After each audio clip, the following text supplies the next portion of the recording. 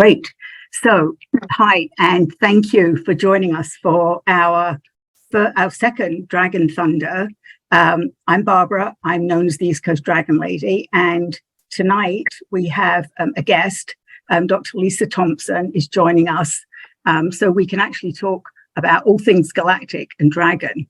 So let me give a brief introduction to Lisa, because she has a list of things.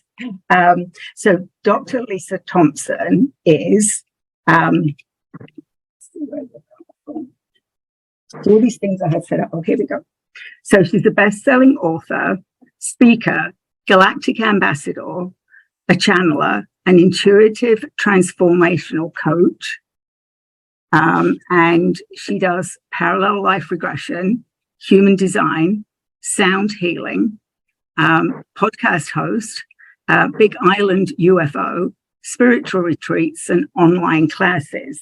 And I want also, I've got it all here. I've just said I pulled some cards beforehand. So she's also author of a book, Connecting to the Cosmos, and a deck of, not that I've got everything that Lisa's done, but Connecting to the Cosmos, and her new deck, her new Oracle deck. So if you've been watching my the last week, 2 weeks, I've been pulling cards from this latest one, which is the Wisdom of the Galactics. And you've just started printing T-shirts, which I'm waiting for mine to come. So on its way. A lot to the end. So what I also wanted to say, so I did get my ETs. So I actually, Lisa sent me one of these, and I think I bought one of these. But what was interesting was, before I came on, I pulled a couple of Lisa's cards, and I got 2 Palladian. One is the Palladian Growth and the Palladian Compassion. And my question was about Maui, but we decided we're not talking about Maui tonight. Lisa is on the Big Island in Hawaii. So I will hand over to Lisa. If you have questions, please either drop them in the, so we've got the hand raise here, or also drop your questions in the chat. And I know Tammy will be looking, and I'll be looking as well. So I will hand it over to Lisa. Okay, well, I have a lot that we could talk about, but I'm curious what people are interested in knowing about galactics. But I guess I'll start with my dragon journey, since this is Dragon Hour, right?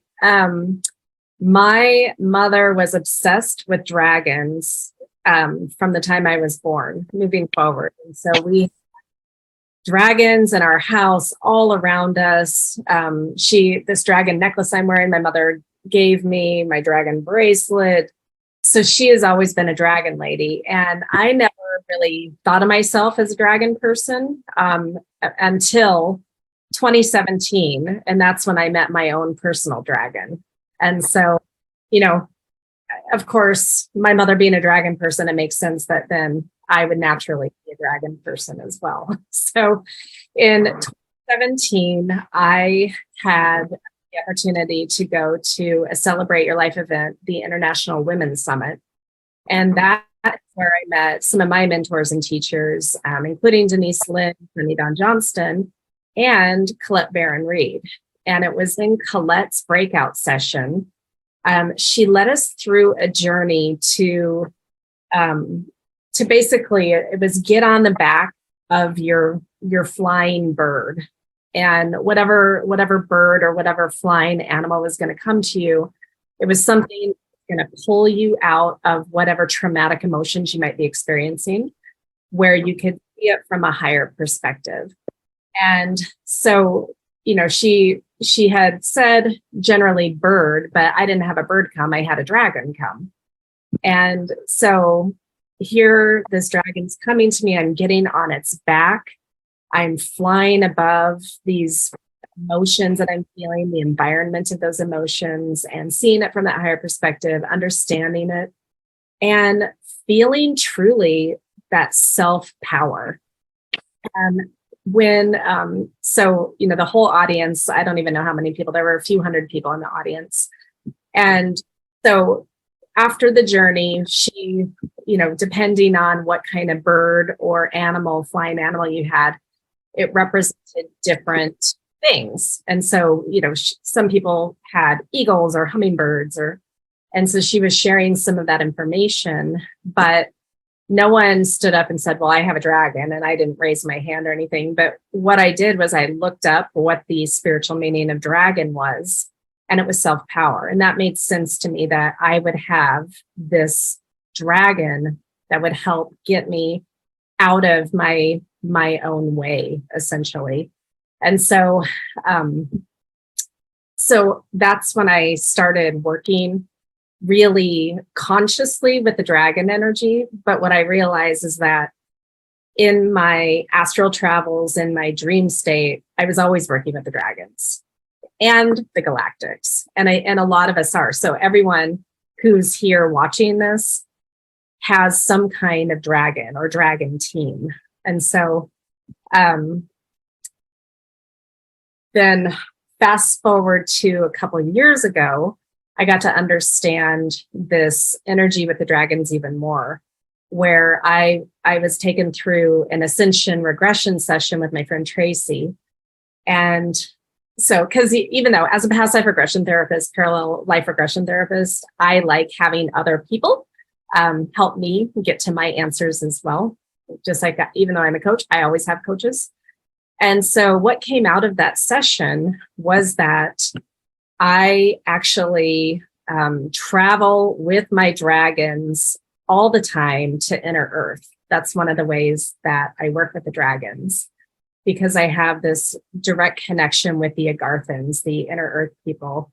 And I am here on the Big Island of Hawaii. And what we discovered in that session is that there is a direct tunnel link for inner earth between the Big Island and Mount Shasta. And so that was something very interesting. And so how I get to that realm, and this is more of an astral realm kind of experience, is on the back of my dragon. The other thing that came forward in that session was that I'm a dragon keeper, and I'm in a hypnotic state, and she's asking me these questions, and I'm like, okay, I guess I'm a dragon keeper. And then when she asked how many I have 444 dragons that I oversee, and they are primarily volcano dragons, which makes total sense of me being here in Hawaii on the Big Island with the most active volcano in the world. Now, where I come from before this, though, is Washington State, near Mount Rainier. And so the Cascade Mountains are dormant and active volcanoes, just like Hawaii. So my dragons, now I realize, are living inside of these mountains, these volcanic mountains. And so one of the things also that I just want to throw out there that I thought was interesting. So Barbara, I know you love Diana Cooper's Dragon Oracle deck, and I love this one too. And one of the things she says in her intro is that our personal dragon tends to be whatever element of astrological sign we are, right?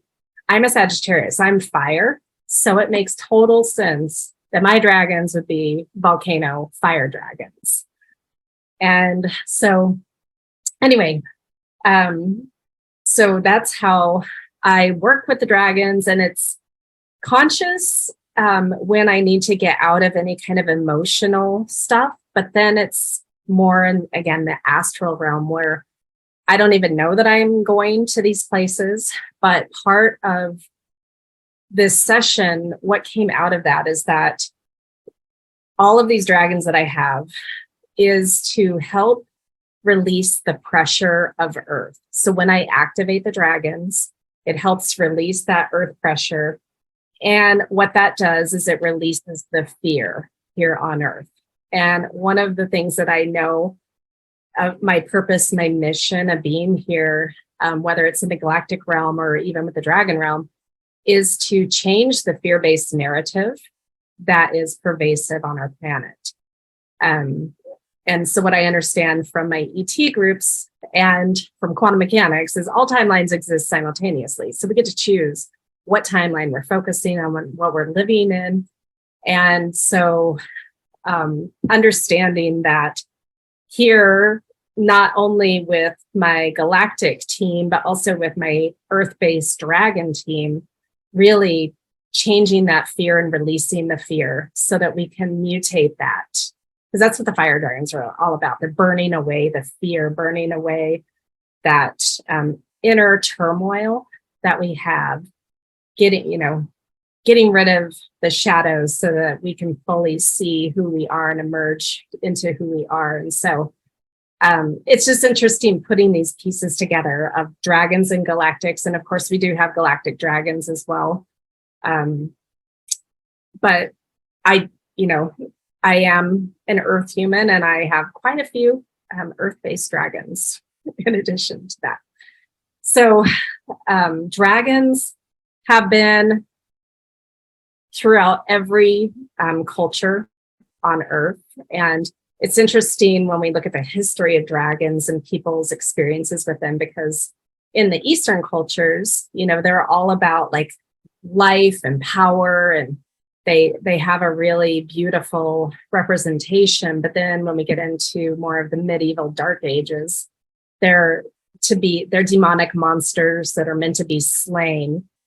And when we think about Lord of the Rings and Gandalf facing the dragon, really he's facing his own inner stuff and transmuting that. So I think, again, with the representation, if we can look at it now in a modern day time, really dragon energy can be used in so many different ways. And so it really can help us face those inner demons that we all have, because ultimately we are our own entity here. Like nothing is outside of us. And so when we are then able to transmute that, then that dragon energy can pull us into higher realms, other dimensions, and really like help Mother Gaia, help the cosmic realm and all of that. So I would love, that's my little intro about dragons. So Barbara, is there something that you would like me to speak on, or does anyone have any questions about any of that? Well, what I think is interesting is that you just took, so I've mentioned this in some of my reels and some of my stuff, but I actually took Lisa's 12-week class of Introduction to the Galactics or Connecting to whatever it was. And when I went to Inner Earth was where my galactic dragons showed up, and I had a very similar experience. And actually, I just actually did a video on the message I got from the dragon elders that actually are meeting with me in Inner Earth. So I think that what we've learned, what I'm beginning to learn, is that we all have very similar experiences in different ways or in different places. But the Agarthians are also somebody that I'm working with as well now. And I went on some fabulous journeys. I mean, even the ones that not sure we wanted to meet. It was fabulous. It was 12 weeks we did with you. Actually, you did the 13 weeks. I did the 13, yeah, the Blue Avians as well. And you've now got it, it's recorded, so people can actually buy that. Yeah. And that's actually where the deck came from, right? The Oracle deck came from that. It is. And there's a book that's almost finished now from that. Yes. Yeah. Because I had so many questions about where can I find that information if I need it again? Yeah. But yes. So I can't think of it, but I'm sure people have questions for you. But I think there's so many stories that I know you could tell us, but I think maybe some things about how you learned about the Galactics and you're working with them, because you are the Galactic Ambassador. Well, and one thing that I guess I want to start with the reptilian group, because that is ultimately in the broad category of who the dragons fit in with, right? And so there are so many stories and judgments about reptilians, draconians, dragons that people are putting on to these different groups. And So I guess one of the first things that I want to address, number one, is that there are different groups that are residing in different dimensional reality, different frequencies. And depending on which frequency they're residing in, which density, will determine like how they see things, what their outlook on life is, what their experience with the cosmic world is. And so if we think about Earth humans, we are third, fourth dimensional reality. We experience polarity, duality. We have this yin yang experience. And the purpose of that, from my understanding, is that is simply a mechanism of evolution. That is how we learn, grow, evolve, gain wisdom, learn our lessons, to feed back to source. And so just like with some Earth humans, we have some that are very kind, compassionate, loving, service to others kind of people.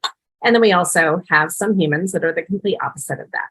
So there are maybe dragons, but reptilians, different groups like that are still polarized like we are as Earth humans. And so different individuals within that might have their own agenda. But then when we get into starting into the fifth dimensional, sixth dimensional, and higher realms, the polarity ceases to exist. And so there no longer is judgment. You're not having this back and forth kind of situation. And those beings seeing things from that higher perspective, they understand love, unity, consciousness, that we are all one. And so a lot of these galactic dragon groups, especially the ones that, Diana talks about, they are all higher dimensional groups. And so they all have this beautiful wisdom that they can bring to the world. And so, so then we have different reptilians from different star systems within our galaxy and way beyond that as well. Now, we do have reptilians that have been here on Earth since the early days of the dinosaurs. And actually, what's interesting, I just interviewed a lady who's going to be on my podcast in an upcoming episode who has extensive knowledge of one of the groups that's here on Earth, the raptors. So kind of like the velociraptors of Jurassic Park. And so they are one of the original reptilian groups here on Earth, that they are extremely wise. They have an entire culture. They have a beautiful way that they operate. And they are one of these groups that actually does work with the government, but not in a bad way, not in a negative way. So then again, we have other reptilians from these other star systems. And so when we were doing the reptilian session, one of the things that was interesting about leading that session was that we have had reptilian stories here on Earth, like from ancient Sumeria, Mesopotamia times. We have statues of reptile, humanoid type beings. We have every culture, native culture throughout the world has some kind of connection to a reptilian higher being, the gods, the goddesses that come in the form of the reptilians. And so what's interesting is that, we actually have reptilian DNA within us as well. So they are one of the groups. I'm a former evolutionary biologist, and even just from an evolutionary mainstream perspective, mammals evolved from reptilians, just like birds evolved from reptilians. And so we do have that base reptilian DNA in our bodies, which a lot of people don't want to acknowledge. And it's nothing to be afraid of, because as we are ascending, as we are evolving, then we're tapping into some of the beautiful nature of these reptilians. And so some of the lessons that we can learn from them, one of them would be adaptability. They have a beautiful way of adapting to their environment. They are ectothermic animals, so their temperature changes depending on what the temperature around them is. Some of them, like chameleons, change based on their environment.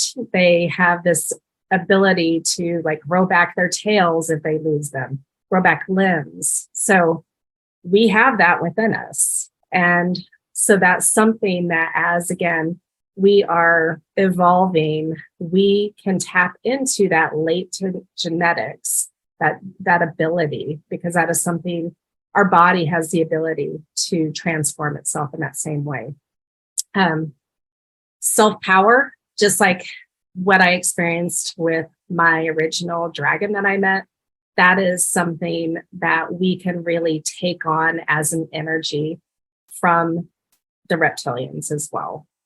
So I just wanted to start there with reptilians since we're talking dragons, and then I'm happy to talk about all the others.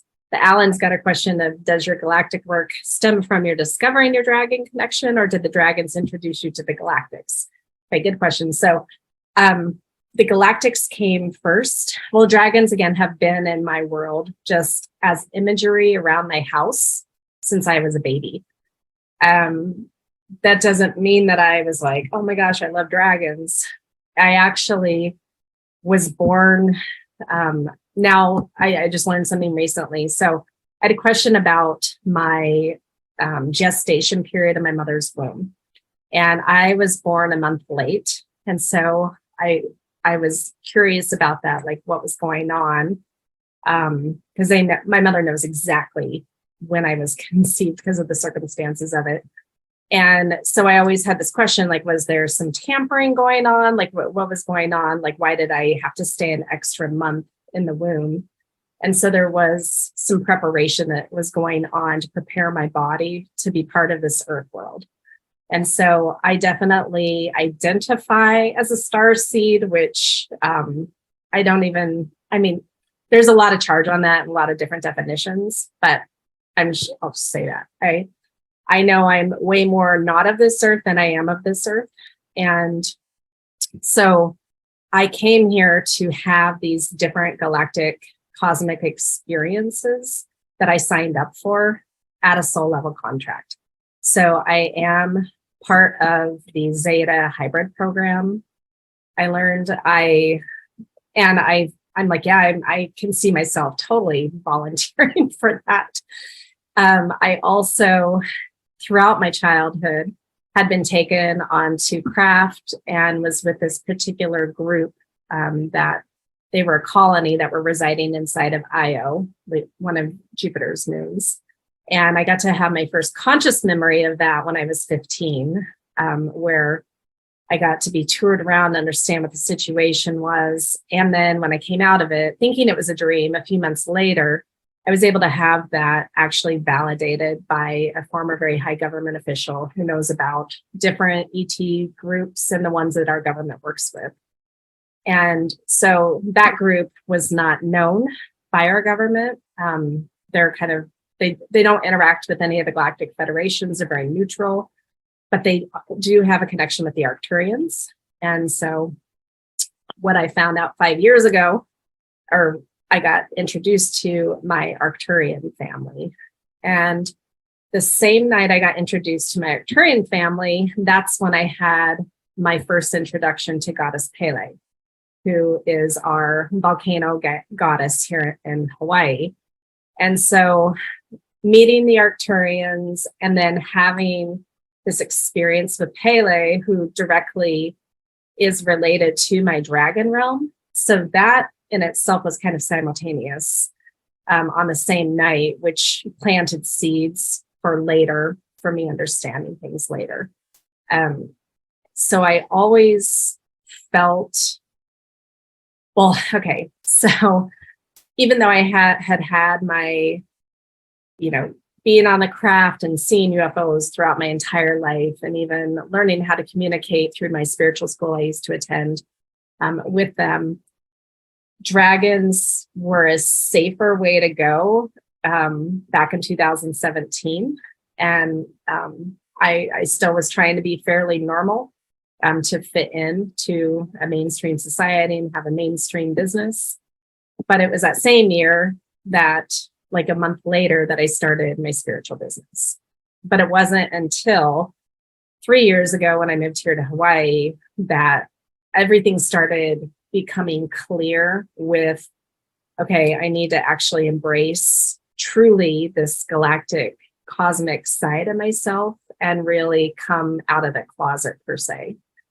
Even though that was a scary thing to do because I didn't know, how my world was going to, what people were going to think. Now I am old enough now that I have worked through what other people think of me is none of my business. And so again, when I moved here to Hawaii, I was really able to let all of that go and start sharing my stories. And then what that did, being here, it really opened up that connection where I was able to start understanding like who I was with these Arcturians that I had met 5 years ago, and understanding that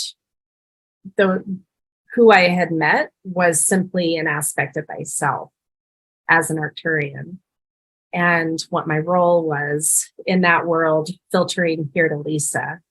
And then, so that opened a can of worms to start exploring, okay, well, who else am I? Because I'm not just Arcturian, I'm not just Earth human.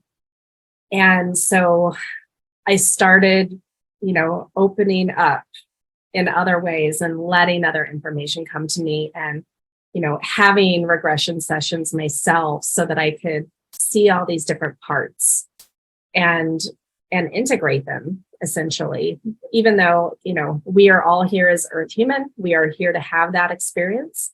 And some of us are also here, like me as a galactic ambassador. I know I'm here to bridge these two worlds together because it is quite possible within our lifetime, even within the next 10 to 20 years, that we are going to have open communication. And so we're going to need people who understand them, who are not afraid of them, who can help communicate with them and share that actually with the world. So what that opened up was me starting to channel them last year, channel the Arcturians specifically. So that first came through writing, and then I let it happen vocally. And that was processed because I grew up in a spiritual school that was channeled. So I had my own charge on whether I could be a channeler or not. And then this year, at the beginning of the year, I was very clearly told that I needed to lead these 13 different galactic sessions. And I was told who the groups were. And I knew who all of them were, but I didn't know that I was going to be able to bring that energy through. But I just had to trust, if I'm being told to do this, that's going to happen. And so each session was kind of like an exploratory thing. Barbara and Tammy were there for all of them. And so what I realized is that every group that I brought through is simply just an aspect of myself. And we are multidimensional. We have so many different aspects to ourselves. And so that when you realize that, you feel much more connected to source. You feel so much more connected to everyone in your world. And so we are just simply mirrors of each other, just living out different experiences. So I know that's a lot of information that I just shared, and I'm happy to answer questions about specific groups or experiences that I've had. But I've been able to see a lot from these different perspectives, and their messages that they have to share are just beautiful. And whether you believe in them or not, even if you just take the message and start implementing what they're saying into your life, you're going to have an amazing life. So, okay, questions or comments or anything? Feel free to just jump in. Because I want to speak to whatever people want to know about. So, yeah.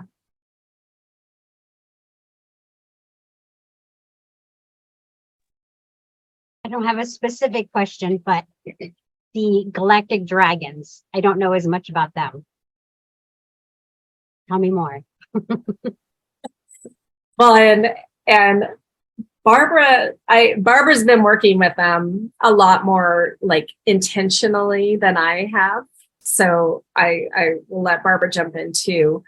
But, we have these earth-based elemental dragons, but then, we have dragons that are residing in different planetary bodies in our solar system and out in other star systems in our galaxy and beyond. And so those dragons, the ones that are coming here to help Earth, are coming from much higher dimensions. So the ones that are here on Earth are definitely fourth, fifth dimensional realm, much more tangible, where we can experience them in a much more visible physical way, should we choose. The ones that are coming from those higher dimensional realms from outside, because they are in such higher dimensions, they wouldn't necessarily be able to densify for us to see them physically, but we can interact with them and experience them going inward. And that's with all of these different galactic groups that are in higher dimensional realms. The way to communicate with them, to connect with them, is in an inward journey. We first have to raise our vibration to get into a higher state of consciousness so that they are able to then meet us somewhere in the middle for that communication to happen.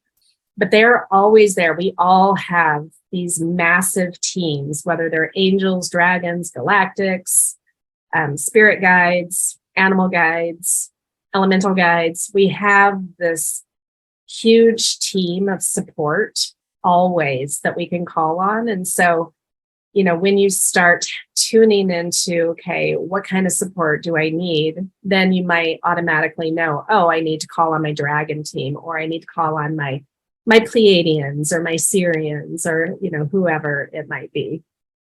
Barbara, do you want to say anything else about galactic dragons before we? So I think for me, it was still learning. I mean, I think with all of this, it's still, and already I'm being pulled in a different direction. But often when I connect with galactic dragons, it's as a collective. And as Lisa said, it's because they have a shared message. And I always tell people that my dragons are always heart-centered. Like, we're not doing any of this going out there and fighting in the galaxies. I have recently found some dragons that had actually left Atlantis. And I know somebody asked a question about Atlantis as well. So I recently learned that there are still dragons hiding from the end of Atlantis, and they're on planets and in galaxies. And you have to be gentle with them. So I've made contact, but right now I'm just leaving them because they're saying they've never been out on the surface. They're still not sure sort of what's going on. So it's always an adventure. I mean, it's like when I was on Lisa's podcast, I'm like, ask me back in 6 months because everything keeps changing so fast. But often it's as a collective because their vibration is so intense and high, and it's easier for us to connect. And a lot of people channel the higher vibrations rather than know them. Yeah. Well, one thing I do want to say about that too is that basically starting about 6th dimension and higher, that is more of a collective consciousness. So even though if it's an Arcturian that's being channeled, if they're coming from, 7th, 8th, 9th dimensional realm, even though they might give you a name just to help identify, it isn't an individual. It is a collective consciousness. Now, 5th dimensional beings, from my understanding, still have some individual experience, but they really are starting to lose that polarity. So there's still like the male-female kind of experience, but it's becoming a little more androgynous as we're shifting into those higher realms, and then becoming again more of a mind conscious collective unity kind of experience. And real quick, just to talk about the Lemurian dragons. So what's really interesting, Alan, is that So I had a regression client here in Hawaii. So Hawaii is part of ancient Lemuria. And one of my clients, one of the things that we discovered is that at the very top of Mauna Kea, which is the tallest mountain in the world, if you start from the sea bottom, because that's where it actually starts, there's a lake up there that she has a multidimensional dragon life, a dragon experience, that she has been chained to the bottom of that lake since the time of Lemuria and potentially before. And so one of the things in this regression was to get her unchained so that she could fly free and, help be the protector, do what she needs to do. But she was chained there because she was too powerful. And so that's a really interesting thing of dragons really do equal power. And so they, that's probably why some people have fear of them. And so anyway, so that's really my experience of having a client who had a dragon life, and she's still that, like, we did get her free from the bottom of the lake, but parallel lives are real. All timelines exist simultaneously. And so even though Lemuria, we think of it as the past, it is existing right here, right now in a different realm. So and also when you were saying about often as so what the dragons told me is that it's a very human thing to want to name them.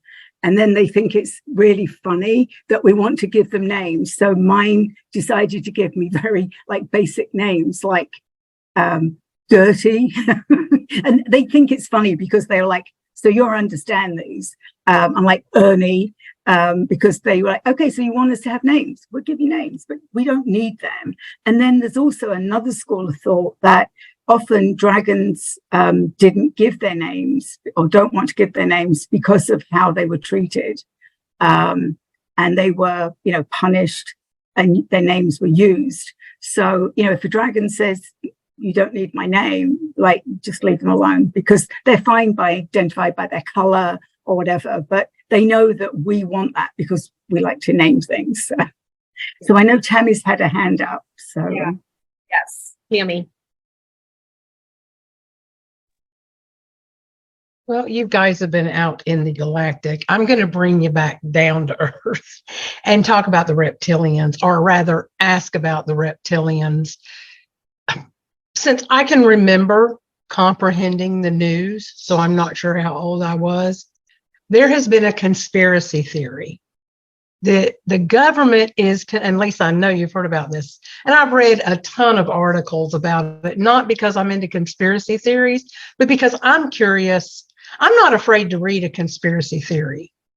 I mean, some people are, they're like, I don't even do that, but I want to know the truth. I want to know what people are out there saying, because to me, if you don't know what they're saying, you don't know how to combat them. So there has been an ongoing decades theory that the reptilians are controlling this country, to the point that, of course, Obama was accused of being a reptilian. And I really just felt led to share this, that there was something I read once, and it came through really strong when you were talking about reptilians, about someone had written in and responded to the accusation that Obama was a reptilian, and it was causing widespread fear. And the girl who wrote in had one simple question, and she said, what makes him think he is a reptilian? What makes any of us think that we are a reptilian? And when we start doing that, then people are going to start pointing fingers without any evidence and saying other people are reptilians, and then they are going to be persecuted and whatnot. But that conspiracy theory, and that was some food for thought. I mean, her words were a lot more eloquent than what I just conveyed. But that was, what we point our fingers at and what we believe and who we accuse has consequences, not just for them, but for us too. So just to ask a quick question, have you heard of those conspiracies? Have you been in a position to defend the reptilians? Because, my guardian animal is a snake. Now, a lot of people don't consider snake reptilians, but they are. I mean, they don't have legs. They're not lizards, but they're reptilians. They're cold-blooded, scaly. They lay eggs. So, and I had a dream the other night that, I had this snake that loved me, and I took it everywhere. And I told people, make sure you don't hurt that snake. And it was even in the water playing with children. I was like, no, don't hurt it. Don't drown it. And it was just the most wonderful dream because, my guardian is white. My snake is white. And I just feel like because of that, I am really attached to the reptilians. They're really getting a bad rep, no pun intended. So what have you heard? How do you plant seeds? Because you can't change someone's mind who believes in conspiracy. So how do you, Lisa, plant seeds that can be watered on down the line that a lot of it is just paranoia and fear? Yeah. So to answer that, yes, I have heard a lot of those conspiracy theories. I mean, including that the Queen of England is a lizard person. There are a lot of cartoons that joke about that. They're quite funny. And I'm not going to say that there aren't reptilian shape-shifting people that are maybe helping to control some of the governments, not just ours. However, we get to choose what we focus on and what reality we create in our life. And so one of the things why I wanted and I needed to include reptilians in these galactic sessions and in the deck and in the new book, and just is really trying to understand that there's so many different reptilian groups out there, just like there's so many different gray ET races out there. So you can't put them all in one bucket. And like I said a little bit earlier, like some are still polarized, like Earth humans. Are we going to put all Earth humans as these evil people? Well, no, some of us really are here trying to serve others and be kind, compassionate, loving beings. And so we have had throughout Earth's history different reptilian gods and goddesses in different cultures. And these are, I am an ancient alien theorist, I will say that. And so I do believe these are beings that have come that have been in reptilian form. And we have, the Naga, which are an incredible group in Asia and India. We have Quetzalcoatl and Kukulkan in the Mayan and Aztec cultures. So we have beautiful serpentine and reptilian type gods and goddesses that have come to share their beautiful information with Earth. And so for me, Tammy, I don't try to correct people. I just try to put out my understanding. And there are going to be people that are always drawn to fear-based conspiracy.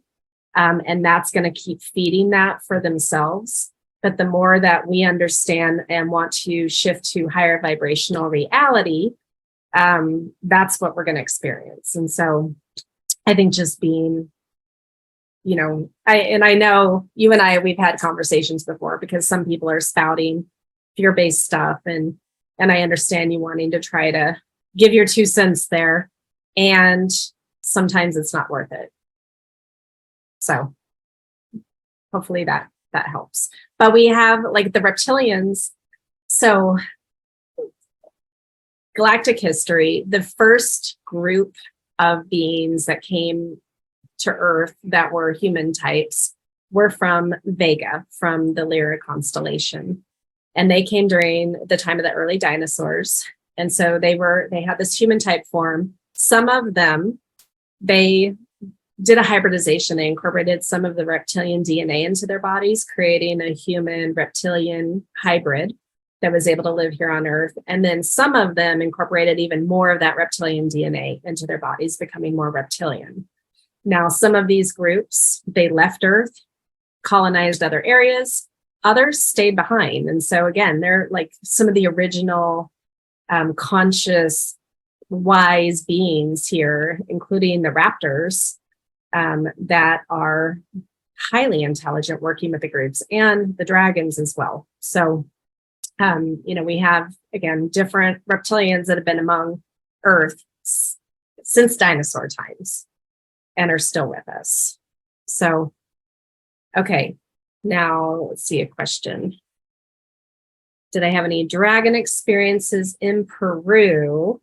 I did not specifically, because I was actually trying to do an ancient alien, modern alien tour of Peru. So I was focused on galactics, not dragons. But I'm sure that there's definitely dragon energy there. I wasn't looking for that, because dragons, like Barbara, she's the East Coast dragon lady. I'm galactic ambassador. So I'm definitely just trying to tune in more to that reality. And I think often recently a lot more people have been seeing dragons in the sky. And it's certainly that was my first experience. My first dragons were sky dragons. And now I'm drawn to, even when people post photos, I'm always going, oh, there was did you see the dragon in that photo? And they have to go back and look at it, because I can see them now. And that's something to do with whatever planet I was on. They keep telling me I'm having memories of planets that I lived on, that I read the clouds, and I was a sky person as well.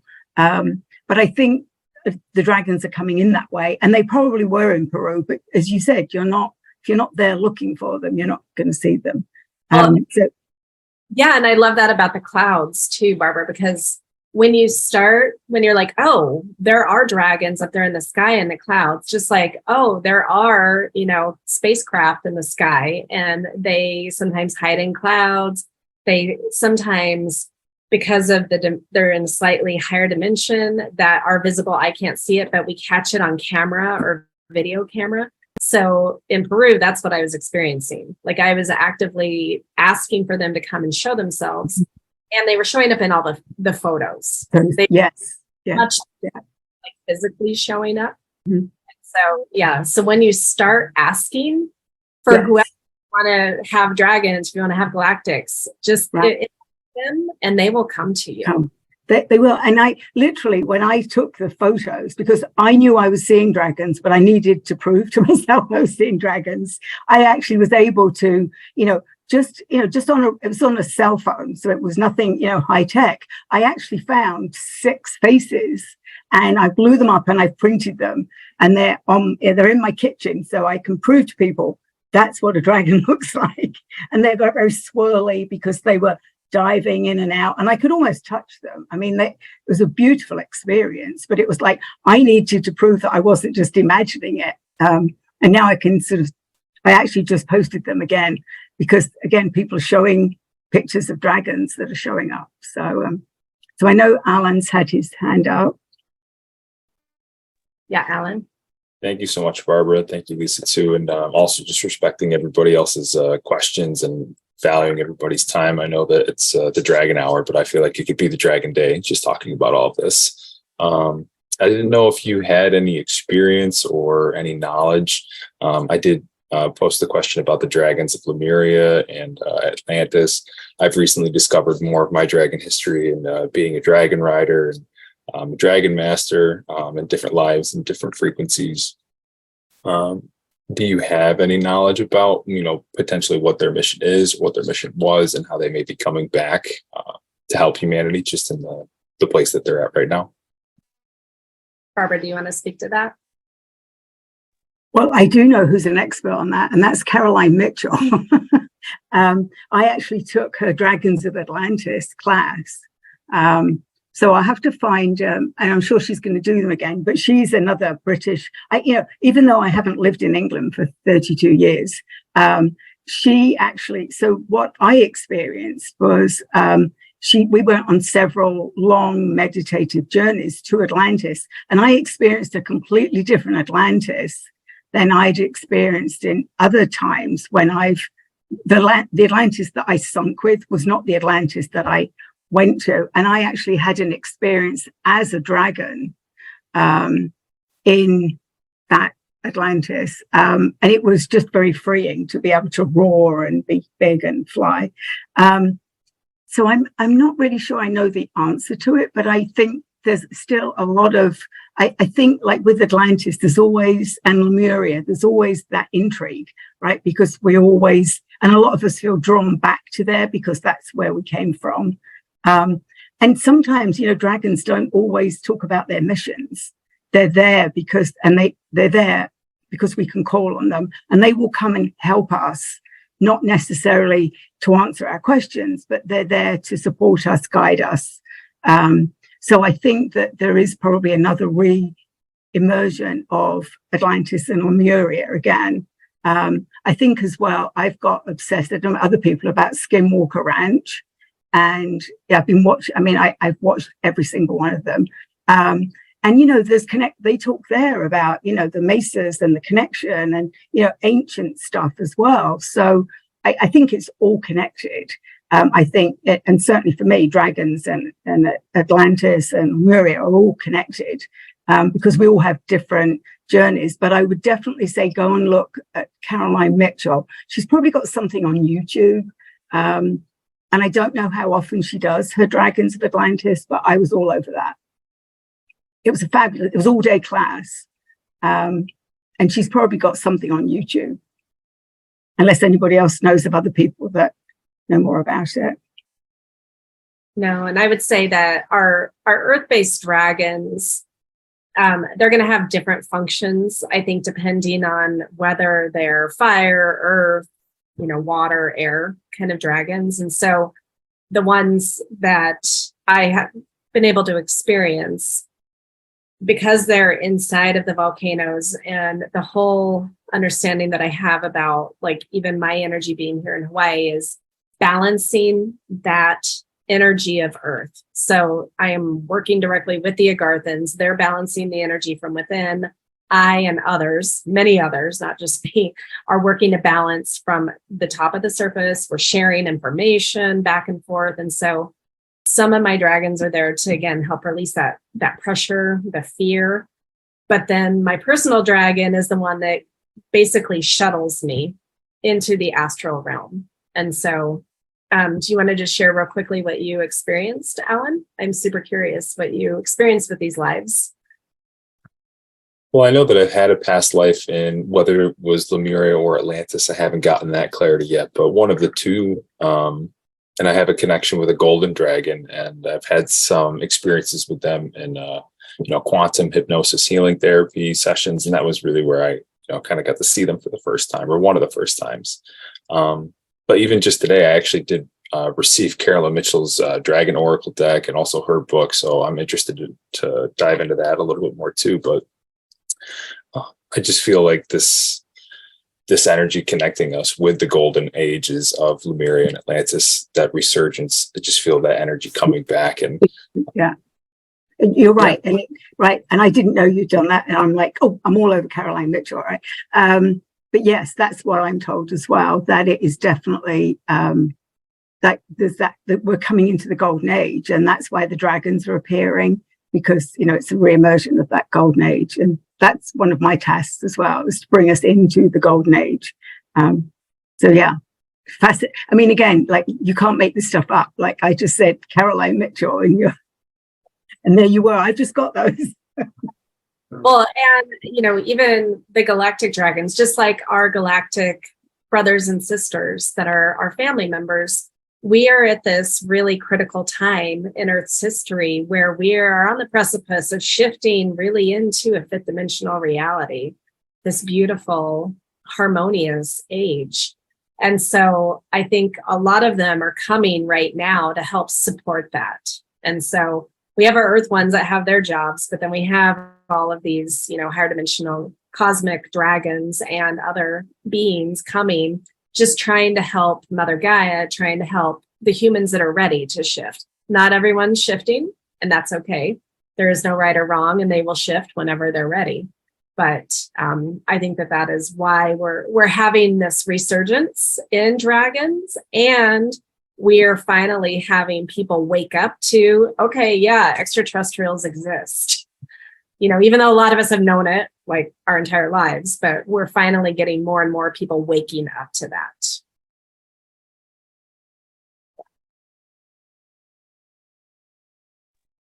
Thank you. I appreciate that. Yeah. I know somebody else had a question as well that I was trying to find. Was that Solace? How can you identify a reptilian? I asked, my daughter has something different in her eyes. I have a photo of her eye. Would love to see that photo. Yeah, one of the things. Okay, so she has the slit. Okay, interesting. So that is very reptilian-like, but it's also very cat-like. You know, so it's not necessarily reptilian. And even if it is reptilian, it's nothing to be afraid of at all. But that's that feature of that slit definitely is like, okay, your daughter it came to be more than just her human. Yeah, because she can see many things in the long distance. For example, she can talk to you if she can tell, you have this and this and this in your house and in the home, in the office. And I said, oh my God, what is this? And she took the picture and said, Mother, look at my eyes, and said, oh my God, you're reptilian. Welcome. And that's why my answer. That's why I said, how can I recognize? And that's the eye on my daughter. Eyes, definitely. And again, anyone that's here on Earth that has those physicalities, it's not good or bad. Like some are here to help, like Tammy and I are talking about, of like shift that narrative that reptilians are negative. And then, you know, and some of them are really great shapeshifters as well, which, I mean, what a beautiful kind of expression if you can shapeshift to fit into your environment and even disappear. Oh, well, thank you. Yeah. That was my question. Thank you very much, Lisa. And that, of course, is what a lot of dragons do as well. They shapeshift, because I work with ascended masters who shapeshift into their dragons, like Merlin, who's been my dragon for many, many years, or has been my guide. It shows me he likes to be the dragon as well. So he's known as Merlin the dragon. And I was recently given some other ascended masters that I've not worked with that are part of the Dragon Elder Council. So I've got to learn. But, most of this stuff, like you did, Lisa, I mean, they tell me you can't find it. You can't Google it. You can find sometimes the ascended masters, but you cannot find this stuff. So there's definitely a need for, like I was thinking the other day, and I put this out there, so I guess I can put it out there. I mean, there needs to be a galactic, oracle deck, right, of galactic dragons. But that might take a while to do. But, well, it's there. Yeah. And Diana Cooper started, she's got a good start, but just like, I never found a good galactic. I mean, I have some galactic decks, but I was inspired to create my own. So I totally see you creating your own, Barbara. Yeah. Yeah. And it's starting because, they've been telling me that that's what I'm going to do. And I've seen other people that have done their own that have said, oh, the dragons guided me to them. And like Kevin in England, who, started the Dragon Thunder, he's just been downloaded runes. 20, Alan, you probably know, is it 27? I just read 27 dragons, dragon runes. Yes, I believe it's 27. Yeah. Yeah. And he's going to do classes on all of them. Well, and I mean, I would say for anyone who really, if you want to meet your dragons or understand your experience as a dragon, it just takes asking and being open and putting yourself in a place where you can receive the information, whether that is through your own self-hypnosis or it's through something like QHHT, like Alan did, or just other regression therapists that can get you there. I mean, there's so many different ways to access the information. And even becoming a channel, even if it's starting just through automatic writing or, letting it come vocally. Okay, my dog the little Jack's dragon. He wants to be let out. I'll be right back. Yeah. So it's fascinating. Yeah. I wish. I don't think I've got 27 weeks to do the dragon. Are you going to do it, Alan? I know, have you been taking some of Kevin's classes? Right. I have been. I've been taking a few of his shamanic classes. So that Zoom has been really great. I also know the 27 Dragon Runes is Kevin's, and I've also been talking more to Kieran Morgan because he's also been working with Dragon Runes as well. So I think it's That's right. Yes. it's interesting that they're both working with the Right. dragons and especially the runes too. Right. So very, Yeah. very interesting. Yeah. Oh, by the way, Lisa, so Alan next month is going to be our guest speaker, and he's going to be talking about Pendragon Reiki, which, and again, I've met two people that do Dragon Reiki. So. Well, and I just had on my podcast someone who channels dragons, as one of the many groups. Yes, I watched that. Yes. Well, he channels a lot, right? Yes. That was fascinating. Daniel Scranton. In Scranton. Yeah. Um, He can be a little bit off-putting if you don't know what he's going to do. He takes a bit of getting used to, I think, but I really liked hearing how he got to that. So, yeah, that was a great interview. Yeah. So I'm curious, has anyone else channeled dragons, or do you get regular downloads from your dragons? Or is it a curiosity thing at this point? Well, I really I am just beginning in this energy. And it was very curious because I began to sleep with dragons and to have mysterious dreams. I don't know how to say it. Really, I haven't had a contact with one of them, but I like them a lot. I have a lot of information. I began to buy books, the oracles, and something like that. And suddenly I received the invitation to the Dragon Thunder from the last month. And it was very interesting for me. So I am really, really very new on this. So anything I can learn from all of you is very important for me. That's a real. I don't know if there is a dragon energy here in Mexico City. I know that we have Quetzalcoatl, Kukulkan, something like that. But I don't think that too many people here in Mexico have this contact. I don't know. I don't know. What about your experience about it?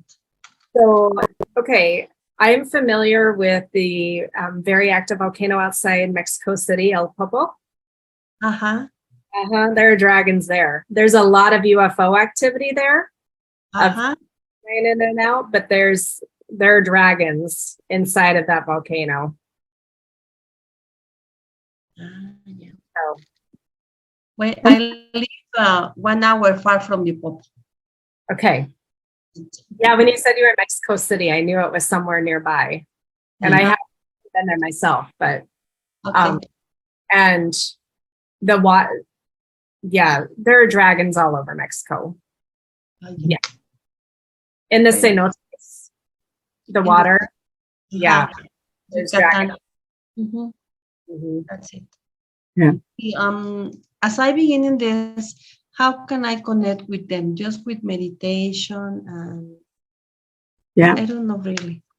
And I have to tell you that all of us here, and even people at the Dragon Thunder, some of us have not worked with dragons for a long, long time. I mean, a lot of people have. I mean, you'll find various people that have somebody just said here that they don't even work with the dragon energy. I think mine's been just 2 years, but it's very intense once you connect with them. And they're not hard to connect with. I mean, they're really not. They always tell us they're just sitting there and we just have to say hi. It's a bit like, with angels and, God, they often say they're just sitting right there and waiting for us to say, I need help. Okay. I think what you're doing is they will come to you if you're open to it. They're going to come to you in your dreams, in the cards. I mean, whatever you're drawn to will be the right thing for you. Okay. Yeah. And I don't know. So actually, in the end of September, I'm doing 3 classes on the dragons. Are channeling it right now, but one is about galactic, but one's about Earth dragons. So it's called Dragon School, and a friend of mine, he does fabulous guided meditation. So he doesn't even connect with dragons, but the dragons told him to connect with me to do these classes. So I thought that was pretty neat, and they're not expensive. So they're on my website if you want to go and look on. Okay. I'll put it in the if you go onto my website, you'll see some of the things I'm doing. Okay. Yeah. And Dolores' question about, is there a connection between dragon energy and ley lines? I mean, I'm going to say yes, for sure. Just like there are with, I mean, they are here to help kind of balance that energy of Earth. Mm-hmm. And there are ley line dragons. In England, there's a lot of people working with the dragons, the ley line dragons. And there's actually a map of the dragon ley lines. But of course, especially where Kevin lives, it's very active on Dartmoor and all the moors. So he's in the southwest of England. So if you see any of his pictures where he's walking, I'm always commenting, like, did you see those dragons? Did you see those dragons? Yeah. And so, Delora, do you see? So Ryan and Alan, they work with those lines. Yeah. So, you can see different people work with dragons for different reasons. Mm-hmm. Okay. Yeah. Crystal Cave. That's actually when I was riding on my dragon into Inner Earth, it was through a crystal cave that I got to see. So there's definitely a connection with the crystals and the some of the earth dragons for sure.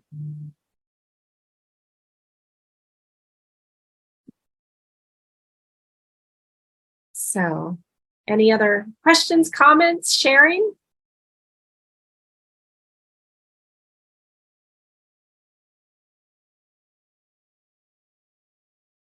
So we've still got 15 minutes. So we've still got time to talk about anything else.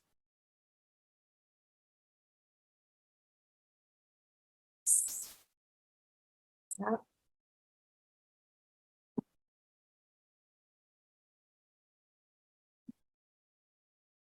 Again, I'm open to any questions, dragon or not.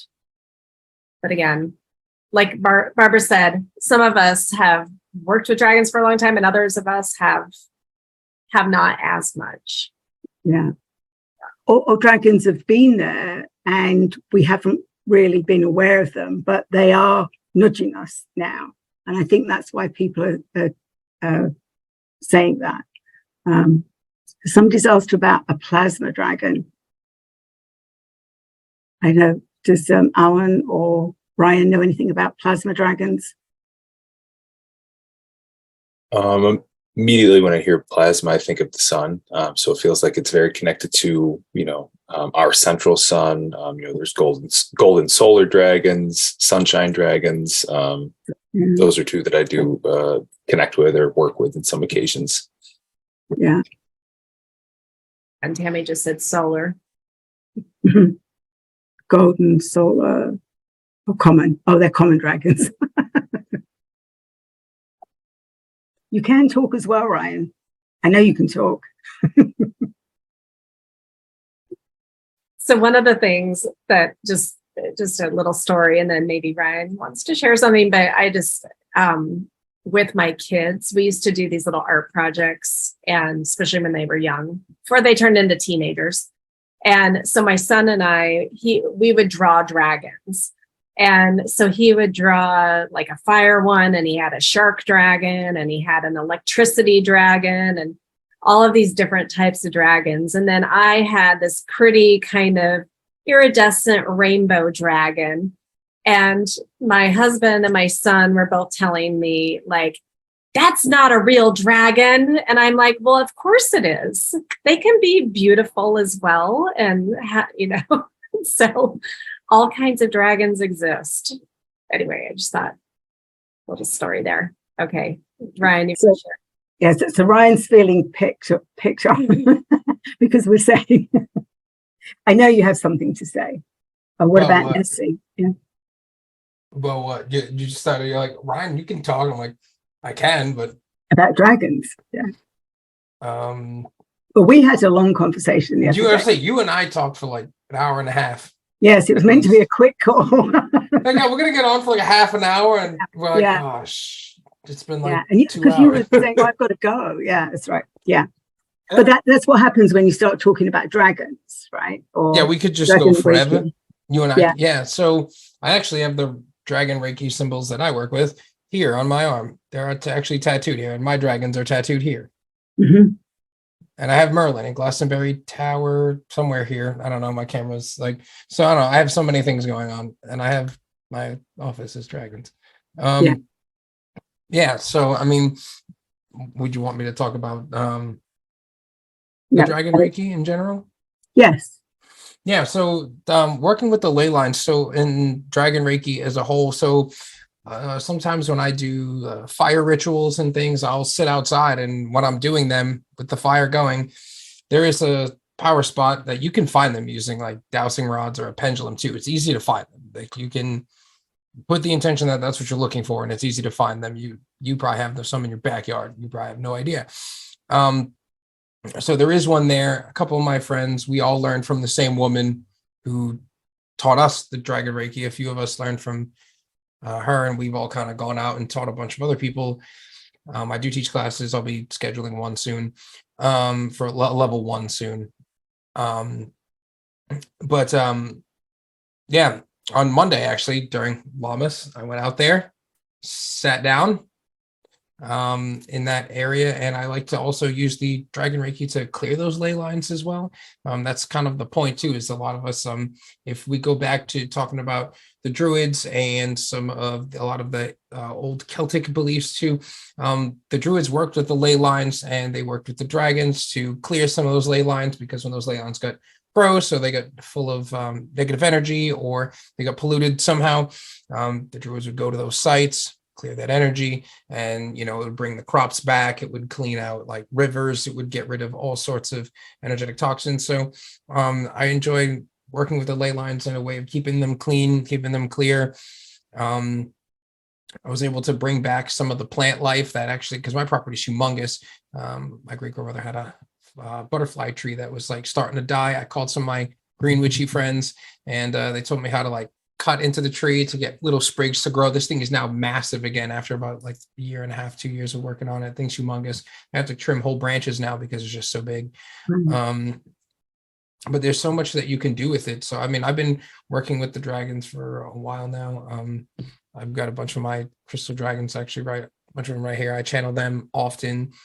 So yeah, there's just some. What else would you like me to say about it? Well, they were also gifted to you. Some of those. One of them, it was the really big one that I showed you, Igor, the Northern Lights dragon. That was my original teacher's dragon. That is like a clear quartz dragon. I mean, I can go get him if you want, but he's not in my office. But he's humongous, and I usually talk to him. I did when I was streaming on Twitch the other night. I did a light language transmission the other night, speaking with him. And I did a meditation last night, and I put him under my massage table, actually, which is in my office right here. Yeah, right. So, and there's the dog, but sleeping on her bone. But yeah. Dogs or animals like this energy as well. Whenever I'm doing Reiki and stuff, or whenever I'm like I could be working on somebody else, and Rowan will find herself underneath the table somehow. Like she'll push the crystals and all the other shit aside, and she's just, no, I'm going. So she loves it too. So, or whenever I'm doing like witchy anything, she'll plop down. Yeah. I think I've got one here that's unconscious as well. Yeah, Rowan is out. Yeah. Well, I know that I invited you for January next year, so we'll give you've got a whole spot in January. Oh no. Yeah, but thank you. I know we didn't mean to pick on you, but no, it's okay. That knows you. No, that's okay.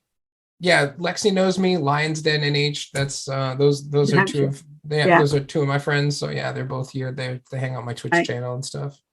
Yeah. Yeah. Well, thank you. Yeah, So you're I know we've just got like about another 5 minutes before we wrap up. So I think if I did actually remember we talked like just last month about me inviting some people, and I'm already like into January next year. So people have just come forward. So if you know of people as well that would like to come and, you know, talk about anything Dragon Galactic, and you know, they're welcome to come, because I think we can learn a lot from so many people. And you know, it was my I love anything that Lisa teaches, and you know, we found a connection through actually channeling before I even found Jack. Somebody recommended me to talk to Lisa because I'm like, oh, I'm suddenly channeling. So we all meet people from different reasons, and then we stay connected, which I think is great. And I think from the Dragon Thunder, there's been so much more interest and people making those connections. So it's just, I'm just doing my little bit here. But thank you, Lisa. It was fabulous to have you come and join us. I'm sure we'll invite you back again. And I know a lot of people that actually couldn't make tonight had asked, was I recording this? So there was a lot of people from other countries that were like, oh, I'm not sure about that time. So I will definitely share this as I remember to record it as well, because I know a lot of people forget to record. So does anybody have any last minute things? Or Lisa, do you have any last words? I just want to thank you for the invite. And again, being that I'm straddling this world of galactics and dragons, I'm not like only the dragon person. So hopefully you guys got something out of me sharing about some of at least the reptilians, because I think, again, like, yeah, they too much of a bad rap. Yeah. And then Tammy's question of what about Nessie? I never thought about Nessie, but perhaps Nessie is a water dragon. Water, yeah, she just said that as you, yeah, she just, yeah. I did watch something the other day that somebody has, they're able to go deeper into Loch Ness, and they're going to send some, because they're almost certain there's like it goes deeper, and that's probably where she's hiding. Yeah, here in Hawaii, Yeah. we have water dragons known as mo'owahine. They're female lizard water beings that some people have experienced that live in the ocean here. Yeah. I mean, for me, Nessie's been around forever. It was always sort of, you know, Scottish myth. But now there's been, you know, because we can see better, and especially as I go back to Skinwalker Ranch with all the stuff that they do with, you know, the vibrations and things, it's I find it fascinating. And they actually did their extended one where they actually came to Massachusetts. They shot somewhere, because, you know, they're also, you know, seeing ETs. I think it was somewhere in Southeast that they filmed, where they can actually take it back to the ranch, and it's the same stuff. So yeah, that's my new obsession, is Skinwalker Ranch. So I know we've got some things in the chat. Yeah, Champy, Lake Champlain. Yeah. Yeah. I mean, and so very well could be water dragons. Yeah, could well be. Kind of like Squatch, interdimensional, able to shift in and out of dimension, right? Yes. Yeah. Yeah. Yeah. There's so many topics. Yeah. Yeah. Thank you. So again, thank you everybody for coming tonight, and those that didn't make it tonight, I hope you enjoy the recording, and we will meet again next month, which will be Alan in September. So I will send out reminders before then. So again, I hope you'll have a good rest of the evening. Elisa, it's still the afternoon for you, right? Early afternoon. 2:30. 2:30. Yeah. Yeah. So for us, it's getting us on the East Coast, right? So again, thank you all. And we will see you again.